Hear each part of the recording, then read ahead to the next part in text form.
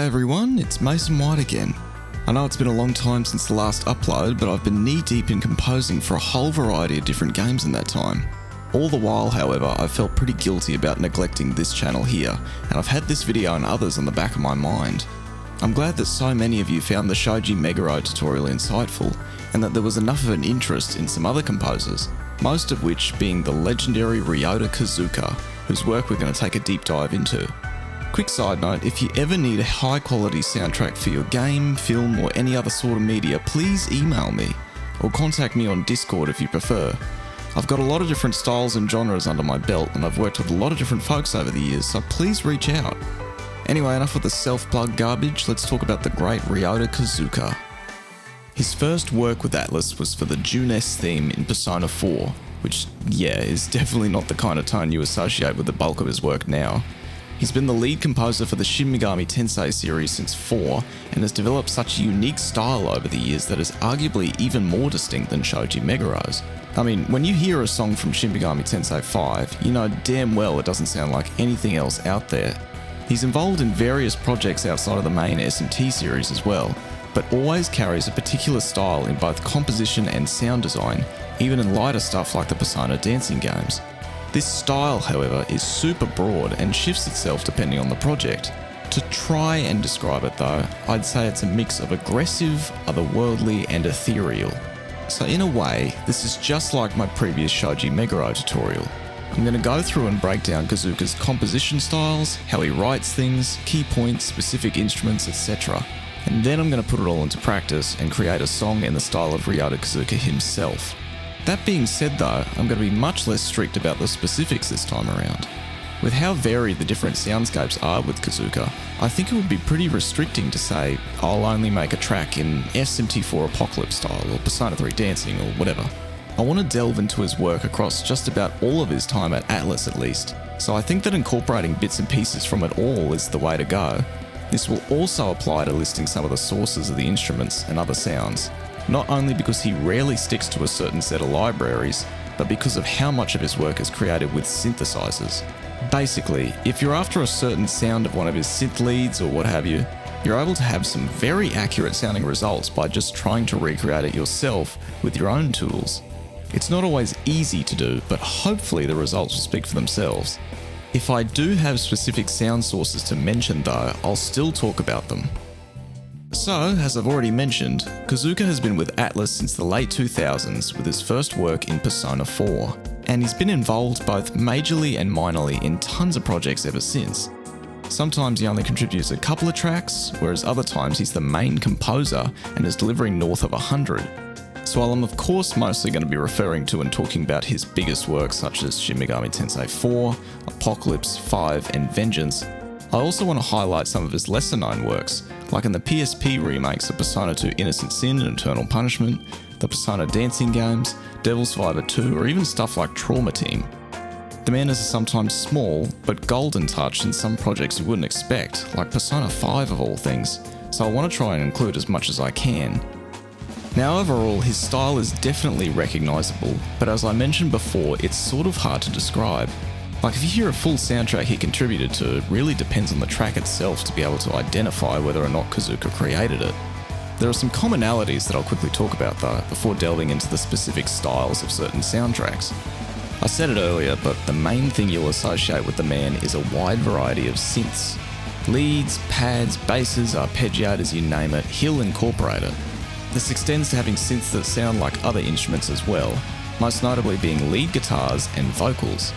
It doesn't matter whether or not it's a battle theme, area theme or cutscene theme, it probably has some synths in it. So first and foremost when coming up with ideas here, we need to make sure it's got a large synth element. If we're going to compare his battle tracks to Shoji Meguro's, I'd say there is a different focus between them. While Meguro's usually focus on a climactic and epic tone, Kozuka's are far more concerned with sounding aggressive and breakneck, and usually pretty sinister. That's not to say that either composer doesn't create all of these emotions, but it's an overall trend that I've noticed between the two. If Meguro's battles are about the emotions behind the fight, Kozuka's are about the intensity of the fight itself, and the fact that you're out of your depth against actual demons, so we're going to reflect that in our composition, mostly. I'll get into these more so as I talk about the instruments themselves, but he has a particular taste in drums, oftentimes distorted, unorthodox rhythms and fills, and a big emphasis on the hi-hats. And a huge focus on vocal synths. Not just your standard choir libraries, but synth leads made to emulate vocals, which are then run through a bunch of effects. To be game specific here, let's talk about both Shin Megami Tensei 4 and Apocalypse. They are both dripping with very 80s style synths and sound design, more so in 4. They are full of sawtooth synths, synth brass, bouncing basses, and overall very simple waveforms. The drums aren't quite as stereotypical, but you can still expect snares with extreme reverb and a strict gate. In an interview about the soundtrack, Kozuka explained that he felt the 80s style synths in particular have an otherworldly quality to them. Now I absolutely get what he means, but I can't help but picture him listening to Living on Video and thinking, holy shit. It's probably the most recognisable aspect of the soundtracks of these two games, so it's definitely worth incorporating into the final track.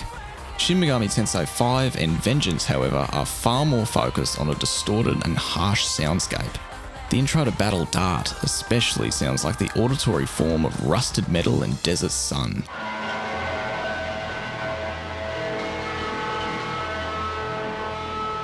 The soundscapes of these games are much more freeform in terms of instruments, but so much of it is under a variety of different distortions and effects. The attack and release on a lot of the synths are long and drowned in reverb.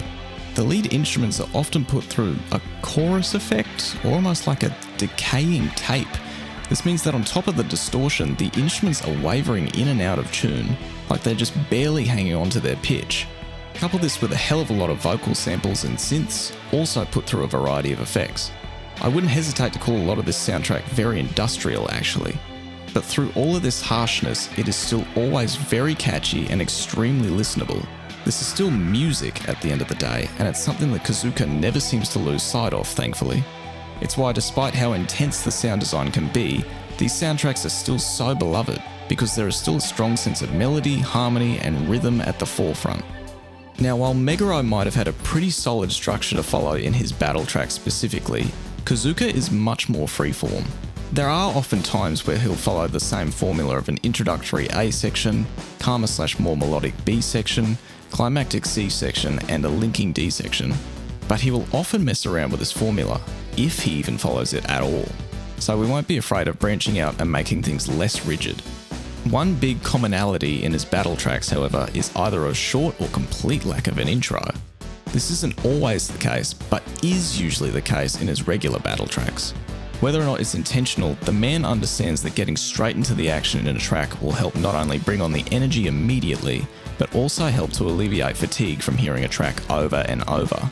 This is especially important in an RPG, where you're likely to be completely over the battle theme by the end of the game. For that reason, don't be afraid to have an intro less than 3 seconds long, or even none at all. Those of you familiar with Shin Megami Tensei 4 and Apocalypse's soundtracks might be thinking, nah hang on, those battle tracks are pretty similar, and you're absolutely right. The common battle themes in those games, most notably battles A1 to 3 and F1, follow a fairly strict structure. You could make the argument that Battle Dart and Dart Vengeance follow it pretty closely as well. That structure is, of course, without any intro, straight into the A section. This establishes the lightning fast tempo and thrashy drums, potentially as a callback to the battle themes in the classic games. It's not super melodic, usually just long held notes. Guitars and bass are chugging along, and the section as a whole is almost always sticking to the tonic.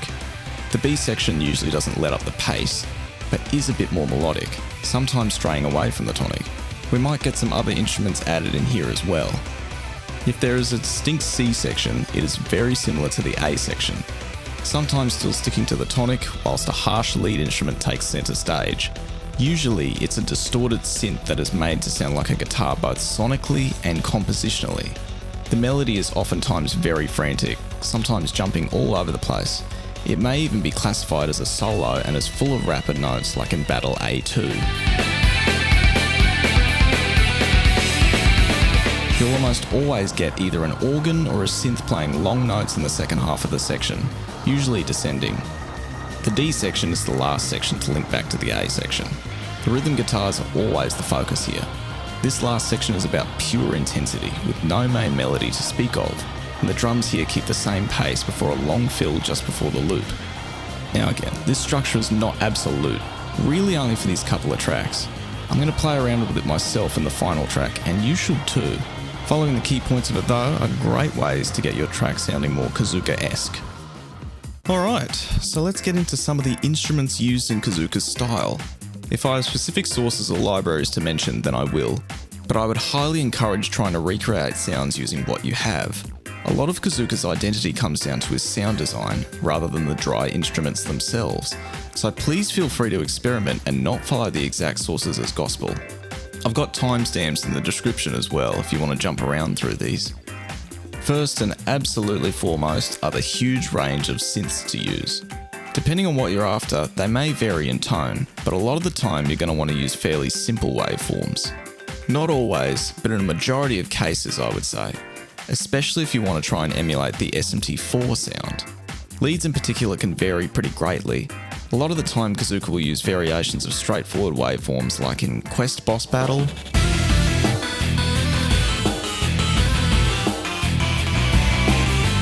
Battle F4,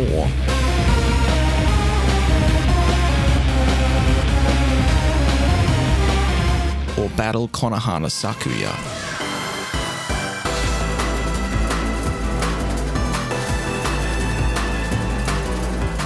But to be honest, that's really about as specific as I can get with general synth leads.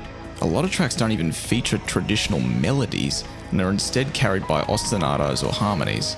There is just such a wide variety of different synth patches used that I'd be better off just listing them on a case-by-case basis. Like, you've got a sort of glassy, FM-like bell sound in Battle B1.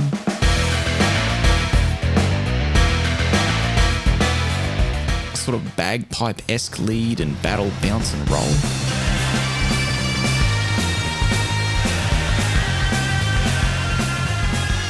Or a layered, warbly sort of sound in...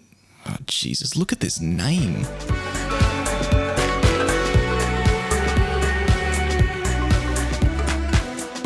I could go on and on here, but I think you get the idea. My best advice is to simply find a track with a lead synth that you like and do whatever you can to try and recreate it using your own. Most of the leads are fairly simple waveforms, as I said, so it's more about the sound design to get there. The general rule of thumb, especially if it's from SMT5 or Vengeance, is to distort and kind of destroy the lead in a way. It's all about experimentation here, so just give it a go and try all sorts of different effects. I don't really have any specific notes to go over when it comes to composing lead melodies either. Kozuka tracks are far more about a killer riff or ostinato more so than a catchy melody. It depends on the track, but you'll often hear them sort of fade in and out, almost as if there isn't really a melody at all. I'd say this about tracks like Kinchicho Park,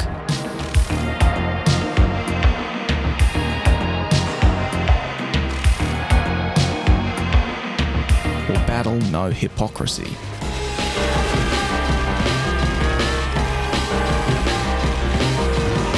In these cases, the melody is there, but it's mixed almost as a part of the background, like it's not really the main focus. I'd suggest having long held notes with plenty of reverb. Another small tip I'd have is to have some pitch bends here and there to further add to that decaying lead sound. Now I know I said that there is such a wide range of different synth leads to use, that giving specific examples is kind of a lost cause. That is mostly true, but there are two specific kinds that I think should have their own sections. They come up often enough to the point where I consider them part of the Kozuka sound, as broad as that term is. The first of which are what I like to call synth guitar leads, because in a way, they are both composed and produced to sound as if they were played on an electric guitar. In fact, sometimes they are convincing enough that they blur the line between the two. Examples include Battle Ferocity,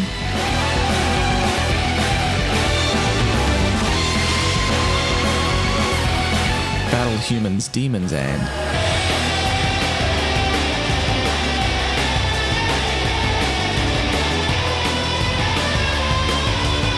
Battle C3.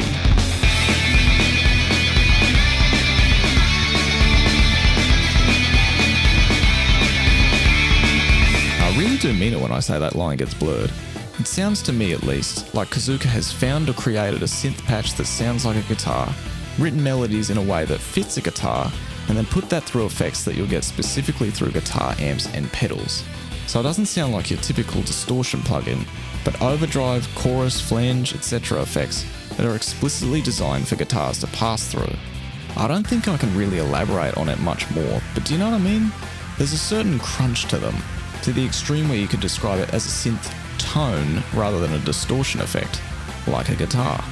So if you have any guitar amp plugins around or your own physical unit, try putting a lead synth through that and fiddling with the settings.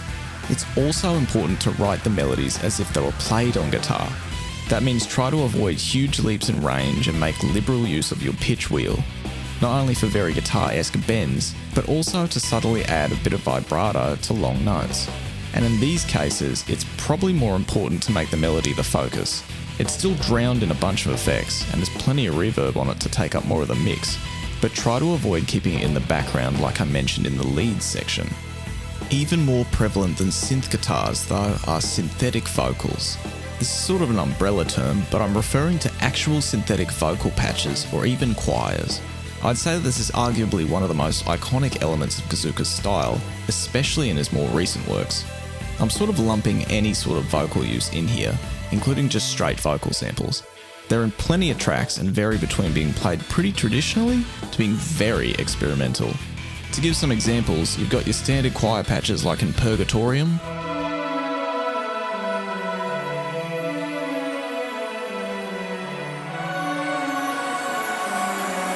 or Battle C1.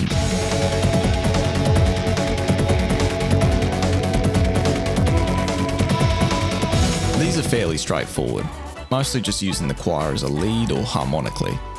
When Kozuka gets a bit less traditional though, you'll get something like Fairy Village.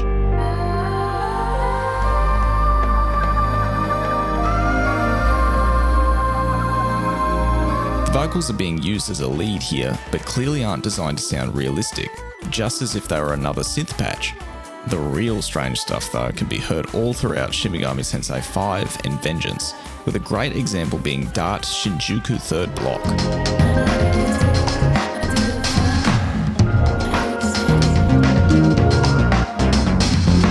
Here these vocal samples are being used as embellishments, extra details on top of the track. They aren't really rhythmic or anything though, and sort of just placed chaotically. I'd describe it as sounding like someone or multiple people are talking over the track. It's disorienting and fits the demon-filled wastelands of Dart really well. You'll often hear these with a multitude of different effects, but most notably carrying a decent amount of reverb. I would honestly say that this is something that instantly helps transform your track into something more Kozuka-like. I really can't overstate that enough. If you're making a track in this style but feel like something's missing, go nuts with some vocal stuff. Seriously. The more you go back to listen to something of Kozuka's stuff, the more you'll recognise just how often he uses them, so I'd absolutely call it a core pillar of his style. Still on synths, we're on to how Kozuka uses pads. Again, there's a wide variety of different patches used here, so I'd say find a track that you like and try to emulate the sound. They vary in complexity too, so you can find pretty standard warm pads like in Distress,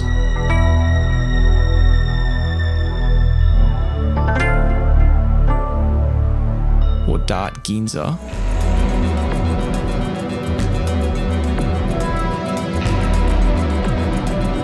or something a bit colder sounding like in Quest Boss Battle,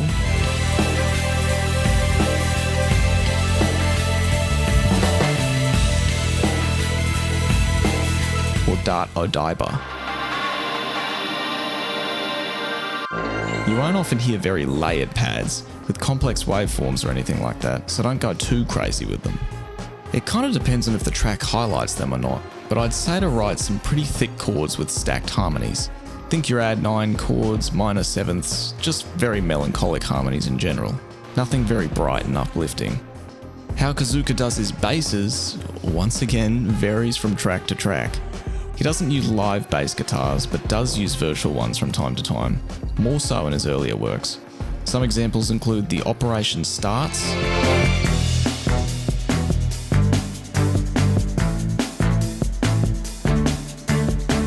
and Black Market.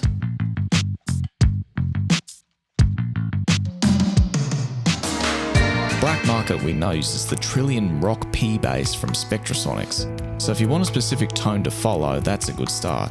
It's vanilla enough to work with most of his tracks, and it's a pretty standard bass tone. Obviously have your low end be the main focus when EQing, but feel free to cut the mids a bit.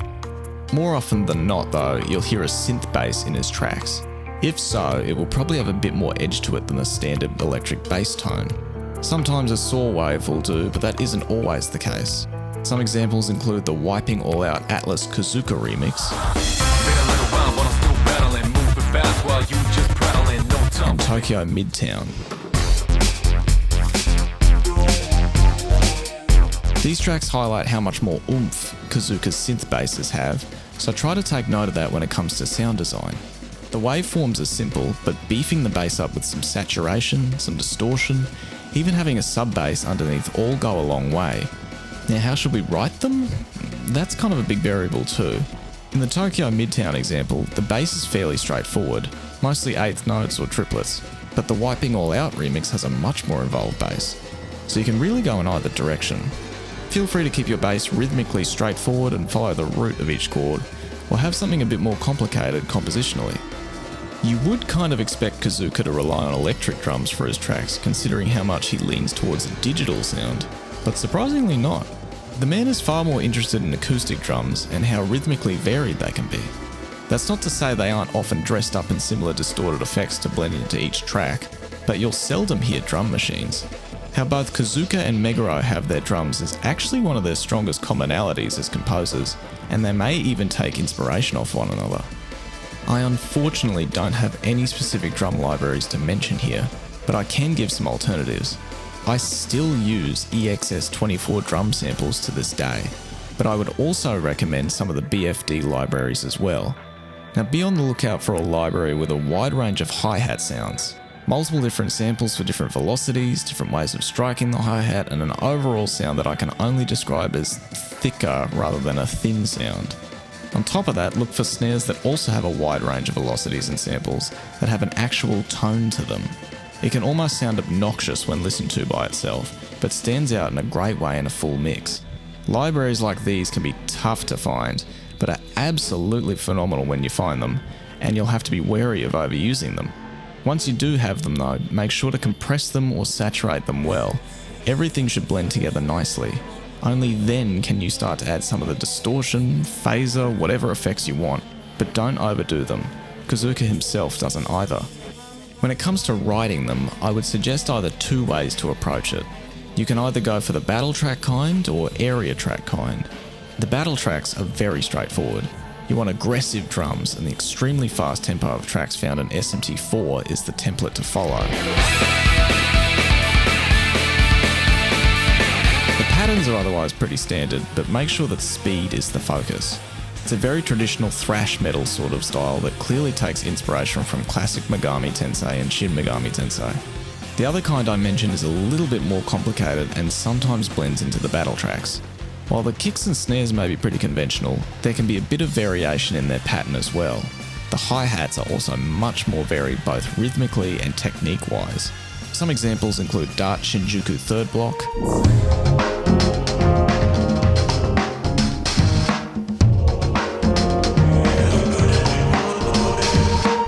and Battle Dancing Crazy Murder.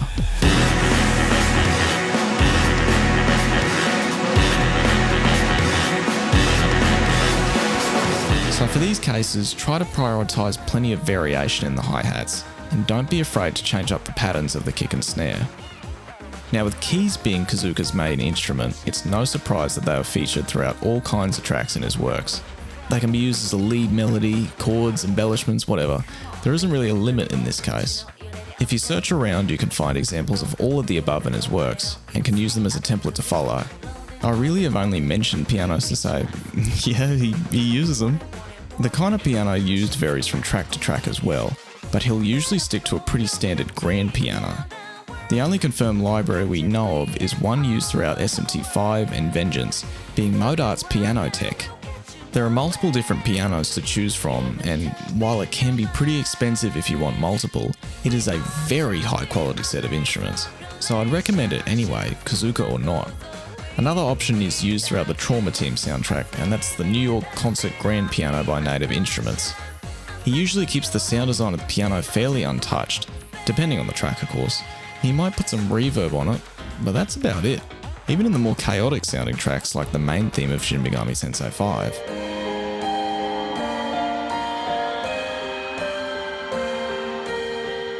Now this is sort of a small one, but organs are featured here and there throughout Kozuka's work. Not just your standard gothic organs like in Battle B6.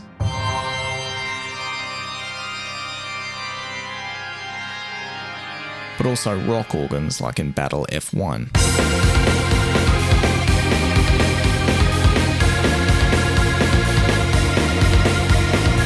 These are either used as a lead melody or a counter melody. A few of the SMT4 and Apocalypse battle tracks have a descending counter melody during a section of the track, so it's worth taking a look at it for this style. This isn't always on the organ, but it often is, and I thought it best to mention it here. No specific libraries to mention again, outside of East West's Goliath organ used in SMT4, so try and take a look around to see what kind of organ you can find. Just make sure that you give it some crunchy distortion and turn up the rotor speed a bit for the rock organs. While they might be quite rare, yes, some Kozuka tracks do actually have guitars in them, almost exclusively to some battle tracks. Whether or not they're real guitars or virtual libraries though is sort of hard to tell and on a case-by-case basis. Examples include Battle C3, Don't,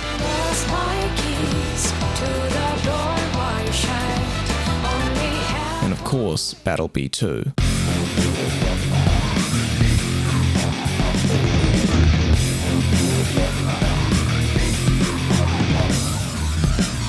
In most cases though, the guitars are purely playing a rhythm section, rarely ever a lead. They're put through some crunchy distortion, but are clearly not usually the real focus of each track. And I don't have any real sources for guitars either, unfortunately.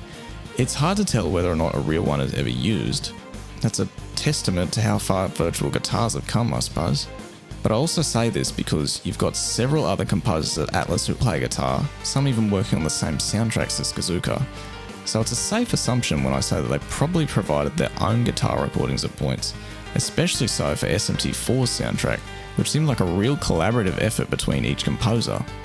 Now Kozuka may have used something like Virtu's Electricity guitar plugin for SMT4, but it's hard to verify, so take that with a huge grain of salt.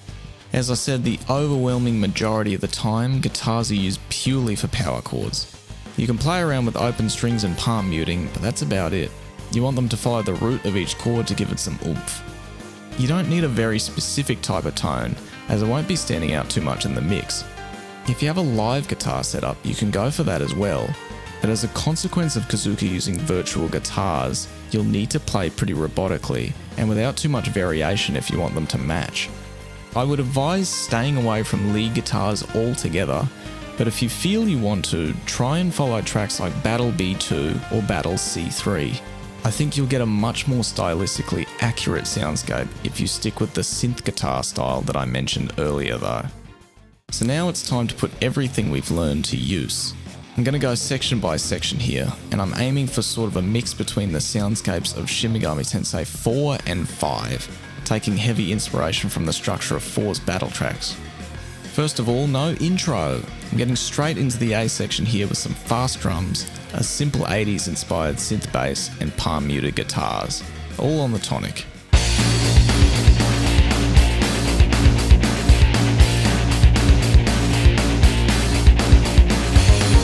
I've got a simple melody here on this first lead synth, which is the same one used in Battle A1. Again, having access to EXS24 and Alchemy will have you come across many synth patches used by Kozuka, and this is one of them, Vox Pad Init.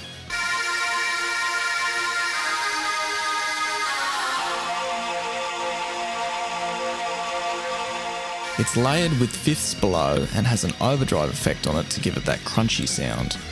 The B section slows things down a tiny bit, taking a bit more inspiration from the B section in Battle Dart. The drums move to a 4 on the floor pattern while the bass changes up a little bit. On top of that, I've got something a bit more melodic on a vocal synth.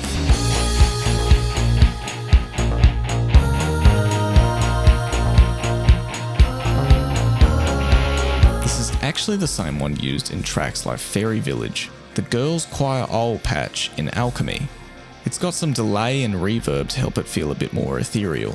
There's also a very SMT4 inspired simple pad in the background playing some major 7th and add 9 chords.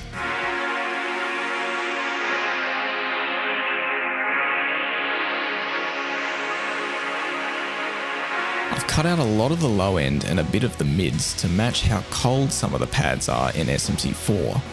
As the section continues after a drum fill, the drums themselves start to pick back up a bit. The kick and snare aren't too crazy, but I'm once again emphasising varying up the hi-hats, as I've done here. Different velocities, different ways of hitting them, triplets, etc. We're finally moving away from the tonic as well, just descending down until we reach that tonic again in the next section, but not before increasing the tension a bit by having a bar on the flat second, a very rock style progression. The pads and melody continue, but I've got a new saw wave synth layered on top of the existing vocal synth.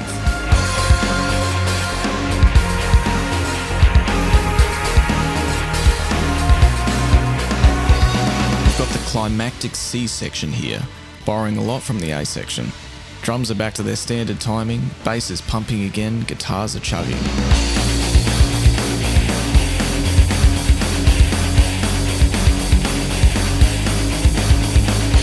The real difference here is the new chord progression. Now, Kozuka tracks don't actually change their progression to sound a bit more epic during the climax all that often. They often just stay on the tonic or keep to the existing chord progression while the melody takes over. There are some exceptions to that rule though, and I can't help myself, so I'm taking that route. It's a progression very similar to the one heard in Don't's chorus, which is pretty common in and of itself.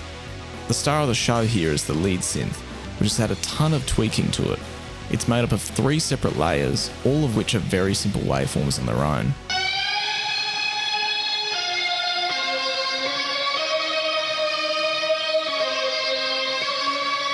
Now there's a very long chain of effects going on here.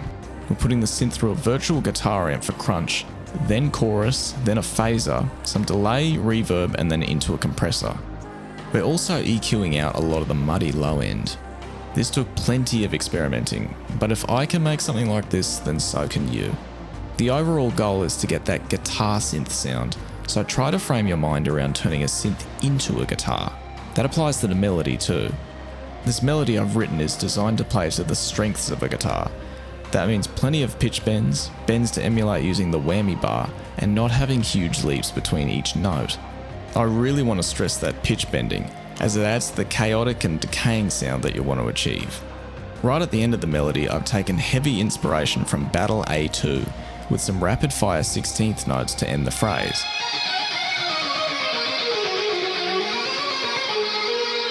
During the second half of the section, we've got that previously mentioned descending organ. Don't forget to start and end it with a nice glissando as well.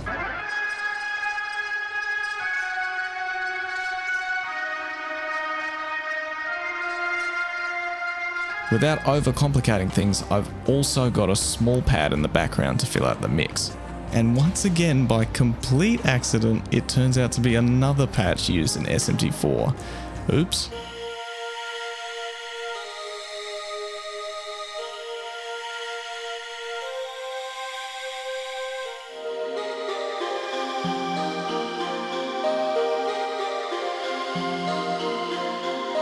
This leads us into the very short D section, which ramps up the aggression thanks to the guitars taking center stage.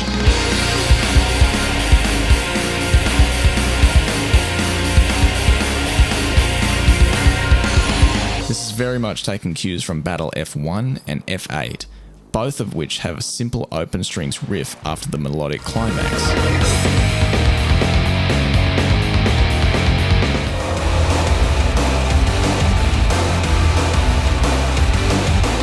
I've also got a pad playing some pedal notes over the top, and I'm turning up the high cut filter as it goes along.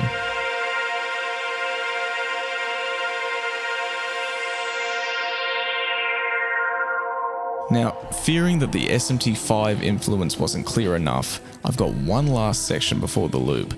There's some distorted and filtered drums playing an odd pattern, and an edgier synth bass.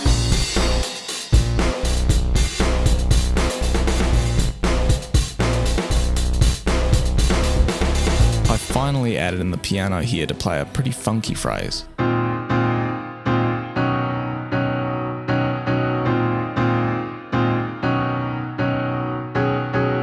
too worried about it sounding very real, as Kozukas aren't always either. I've got another thin pad playing the piano notes as well.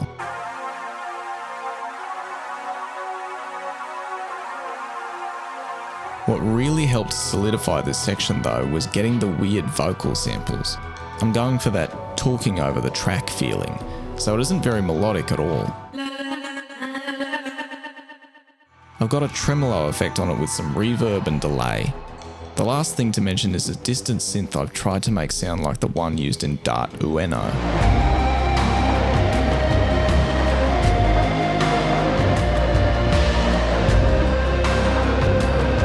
I don't think it's quite there, but with some distortion and heavy pitch bending, it makes this a decent background element.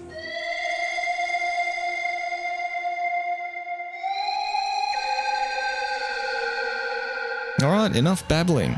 I wasn't very creative with the name here, but here is the full track of Battle D1.